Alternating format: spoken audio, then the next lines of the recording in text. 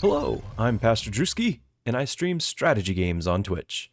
I'm collaborating with Paradox Arc to introduce you to Mechabellum, a game about mechs and explosions. Mechabellum is a strategy PvP autobattler that lets you customize the units, loadouts, and formations of a giant mech army, and then sit back and watch them stomp into combat. Being an autobattler, you won't have to worry about fast reaction times or actions per minute, and instead focus on the big picture.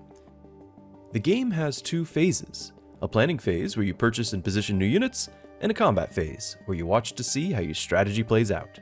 Each planning phase, as you add to your army, you can't change your formation or units from previous rounds. You can only build upon them, so choose wisely.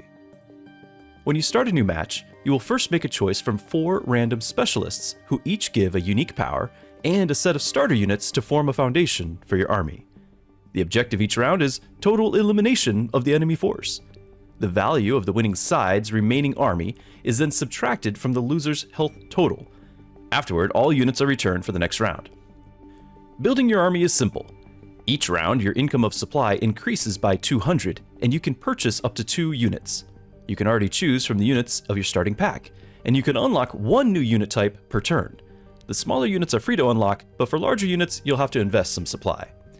Supply can also be used to upgrade units that have gained enough experience to level up, vastly increasing their combat power. And it can unlock new technologies, which improve all of that type of unit. Be selective though, it will cost more for each tech already unlocked. Between each round, you'll have a choice to make. It could be extra specialist passives, powerful battlefield abilities, equipment that can be loaded into your best units, or squads of reinforcements. Sometimes even rare units can appear. Know that this choice is the same for your opponents too, so when you see that shiny nuke, remember, they can get one too. If you think your enemy is about to drop fire on your head, you can invest in battlefield devices, large protective shields, or proximity missiles, or an anti-missile turret. Each side also has 2 towers.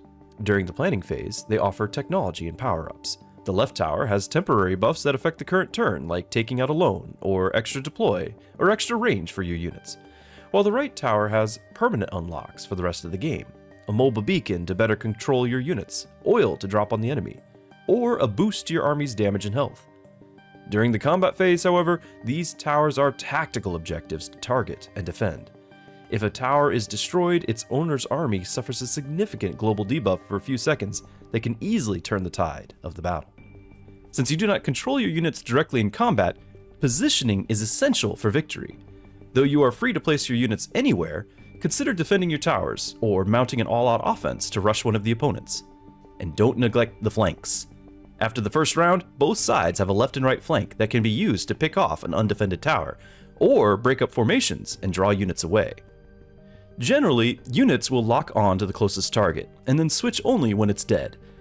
You can use this to your advantage by distracting the enemy heavy hitters with cheap, expendable units placed in front of your valuable damage dealers.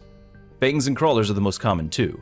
Crawlers are extremely fast melee units that can swarm an enemy, while fangs are slower, ranged units that can utilize shields. Both come in large squads. Keep movement speeds in mind though, they won't do much good if they arrive too early or too late.